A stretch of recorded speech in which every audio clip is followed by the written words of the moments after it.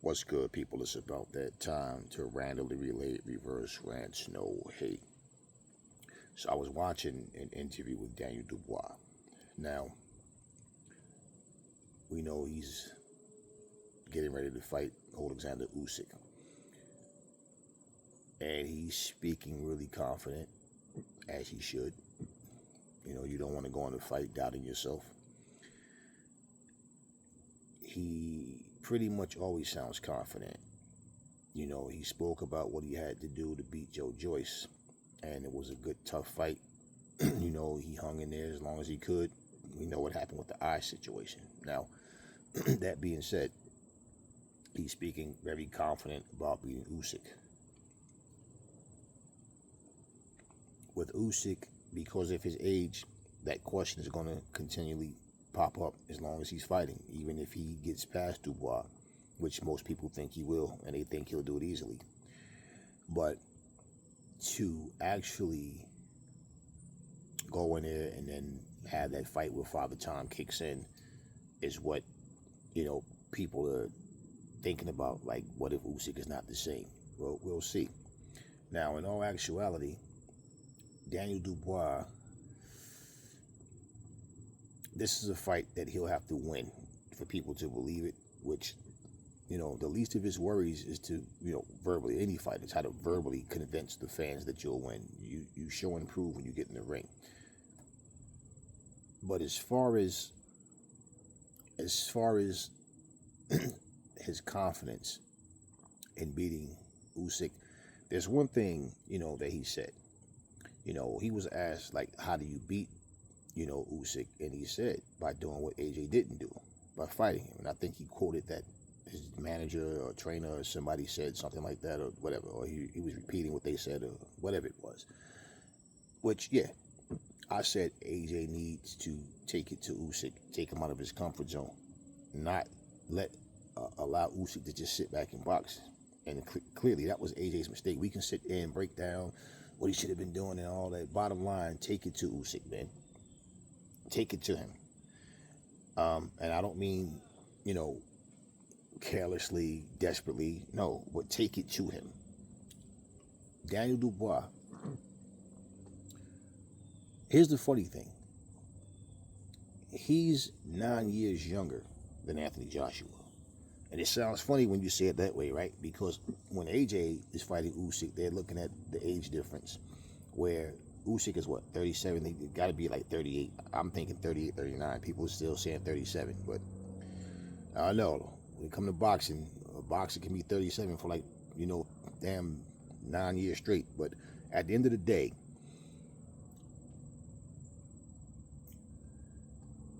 for Usyk, he's the craftier of the two, so you always expect Usyk to adjust to what's going on in the ring. Now, for Dubois, this is where he needs to be careful. He's calling Usyk a cruiserweight, and all I have to do is punch him in his little head. As long, hey, whatever you feel, as long as you don't psych yourself out and underestimate Usyk's ability to hurt you, because you can go in there and get careless, get reckless, and he can wind up beating you off of experience. Capitalize on your mistakes and your vulnerabilities. I don't think with Usyk's power that he should sit back, lay back, and decide to try to outbox Usyk, because he's not a better boxer than Usyk. So if Father Time hasn't kicked in yet, Usyk basically is going to be in a position of, pretty much outboxing him, landing shots where, he doesn't expect shots to come from. And more than likely, Dubois' trainers, usually what the trainers tell the younger fighters is, look, he's an older guy. Push him. Make him fight faster and more than he wants to. He can't fight that pace all night long. So they're not always looking for the early knockout, but feeling like you can impose your will, wear the guy down, and get him out of there even in the later rounds. And a lot of times they feel like, go for it. Push him early. Don't let him get comfortable. And they're always going to look at the Chisora fight. But, and look, he had him all over the ring, and yeah, Chisora's a really heavy dude compared to Usyk, and Usyk was moving and not wanting to trade, and yeah, he had him on the back foot all night. Every fight is different. Now, what I suggest, pressure, go forward, back him up, come in smart, and they had to let this dog out now while I'm doing the video, right? But at the end of the day, yeah, that's what I would have him doing.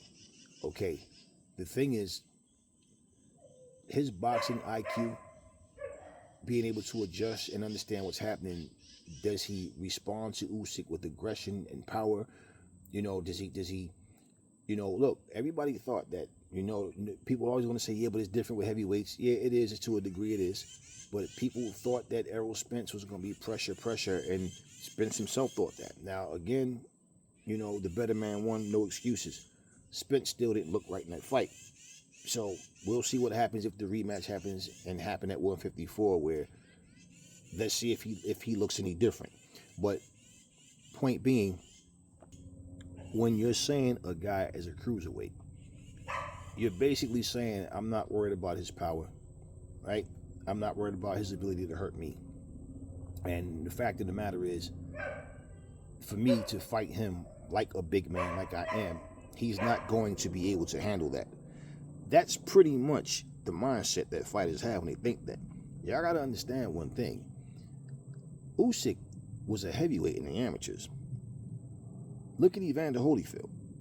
He was a light heavyweight, cruiserweight, that worked up, that came up to heavyweight. And as a heavyweight, he was like 206 pounds for a while. And he, as he got older, I think the highest I remember Evander Holyfield being in the fight was like 217 or something like that. So Holyfield never came near 230, 225, 230, 235, 250. He never did that. Skills pay the bills, man. So I think that, when you look at that, people, and they overlook, Holyfield was fighting Riddick Bowe, Lennox Lewis. He was fighting giants, big dudes, okay, that was way heavier than him. So, I mean, him and Usyk are two different type of fighters, but what Usyk's been doing is effective because he is a smart, crafty boxer. But at the same time, you got to be careful with this,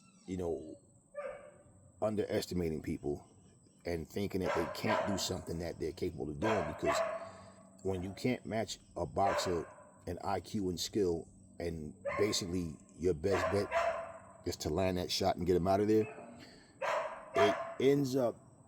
it can turn out to be a frustrating thing for Dubois, because it's like, man, I can't land the shot that I need to get this guy out of here, and when I do land, I can't catch him clean. So, that relentless pursuit, it gets to the point where, Usyk is giving you angles, he's catching you, and you can't get in like you need to. For it, your eyes are starting to swell shut and all that type of stuff. So, no, you go into a fight with the game plan, understand that I might have to switch up. I might have to, go to plan B, plan C. And we've never seen Dubois have to do that. So we don't know if he's capable of doing that. Now, we know he has power, and I feel like if Anthony Joshua would have jumped on Usyk and fought him the way that I would have liked to see him fight him, Usyk's best chance would have been holding a lot. Because if AJ stayed behind that stick like he was supposed to, keep his shots in the middle, and, as he's coming in, just basically imposing his will, keeping it long, and making Usyk have to, come in, try to get past that jab.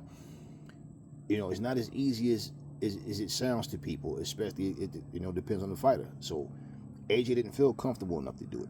So what I'm saying is, even though Dubois is saying what he's saying, he may get in there and realize, like, man, it's not as easy as I thought. Now, you never know what can happen in the fight, so I'm not at all saying that it's impossible for him to win. But overconfidence can backfire. The same way a lack of confidence can, overconfidence can. Because, like, again, you may underestimate your opponent's ability to hurt you. So you come in carelessly thinking, I'm just going to run through him. And next thing you know, you're getting up, looking at the referee wave his arm, saying, what happened? You just got knocked out. So we'll see what happens, you know. And I like Dubois as a fighter, and you know, he's a guy that from years ago when I first seen him, you know, fighting, and I saw potential in him. And he was a guy that people always knocked, even before he fought Joyce. Oh, he ain't fighting nobody. Like, give a kid a chance, man. You know, he's only 25 years old now. So when you look at it, you always want to see what improvements happen, because he looked awful in that last fight. Now, to his credit, he got up off the floor 3 times, and he was getting hit with shots that didn't even look hard. It was like, what the hell is going on? So I don't know what was going on there. So the same way that people are looking at Usyk's age and thinking, like, what if, you know, Father Time kicked in? I mean, what was going on with Dubois? Like, what did that guy hit him with that was so? And it was an equilibrium shot. Yeah, okay, but damn, he went down 3 times, and those shots were like, they weren't even that hard, man. One of them looked like it barely landed, and next thing I know, the guy's taking a knee. So you never know what's going on. I don't know, you know, exactly what adjustments that he's made in his style, if any, but we will see come fight night. But like I said, that overconfidence, it can come back and bite you in the ass, because, you know, Usyk, listen, Usyk is not a cruiserweight. He's a heavyweight. When I refer to him as little, you got to understand, Anthony Joshua was 252 pounds, okay, 50, okay. Usyk is coming in at 230, but Usyk doesn't fight aggressively, okay? He fights with finesse. He outboxes you. My thing is, you're not as good of a boxer as him. So he's fighting like the smaller guy. Yes, let me move, box, stick and move, not be in front of him. That's how he's fighting. You can't outbox him, so you have to go in there and jump on his little ass. So when you hear me say that, this is what I'm saying. Don't fight the fight that gives him the best chance to win. So when you see Usyk standing right in front of him and not taking a step back, it shows he has no worries about what AJ is doing, because he's realizing he's trying to beat me at a strategy that he's not going to beat me at. So Usyk's confidence was there. So he might have a different reaction to Daniel Dubois' pressure if he's able to execute, you know, his movement, his shots, and he's able to get, you know, he's accurate, he's, you know, coming in and making Usyk uncomfortable. But again, people are going to have to see it to believe it, because they just don't feel like Dubois is that guy to do that. Like, yeah, that's the way to beat Usyk, but can Dubois do it? That's the question that people have. So just saying, you know, you know, I'm never going to tell a fighter you shouldn't be confident. No, you should be. You should be ready to go and understand. I might have to go through hell to get the win, but hey, this is what I signed up for. It's just that with Dubois, you know,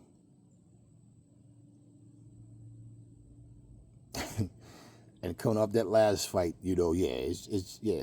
I mean, it's nothing you can really look at with Dubois other than him just having the power and being strong to really feel like, you know, like that's his thing. He has a puncher's chance. That's it.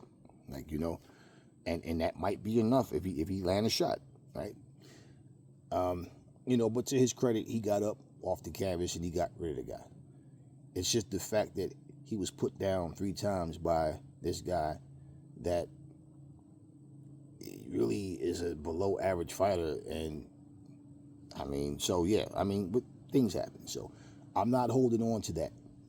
We're just going to have to see what Dubois looks like now, because that's the thing. That was his last fight. So we haven't seen, don't know what improvements he's made.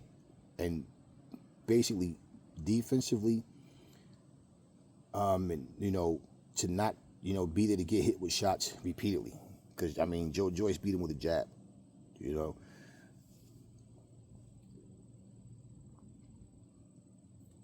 Offensively, I just don't like the way Dubois squares up. He squares up too much, and he kind of paws with his hand to try to get closer just to throw a power shot, and he leaves himself open to throw that shot. So he'll take one, not on purpose. He just has this careless style when you watch him at times where he, like I say, you know, you see the power, you know, he's not slow, not the fastest dude, but he's not slow, and he can crack. But he has this way of like walking in, you know, he just kind of paws with his jab just to get close enough to throw a hard shot. You know, kind of similar to what Shane Mosley used to do. You know, and when you fight like that, and the guy, you know, can take advantage of you leaving yourself open, the same way Crawford was doing to Spence. This is what I'm saying. It's the type of thing where you, in your mind, you've made up your mind that he can't hurt you. He's a cruiserweight. He's not going to take my shots. Somehow, second round, third round goes by, he's still there. 4, 5, 6, he's still there. 7, 8, 9, he's still there. Like, damn, this little cruiserweight is outboxing me. Next thing you know, he's hurting you. So it happens. But again, hey, we're going to watch the fight and see what goes down. May the best man win. Talk to me in the comment section. Never fall in love with lies. Remember, the truth brings hate out of people, and I will catch y'all in the next video.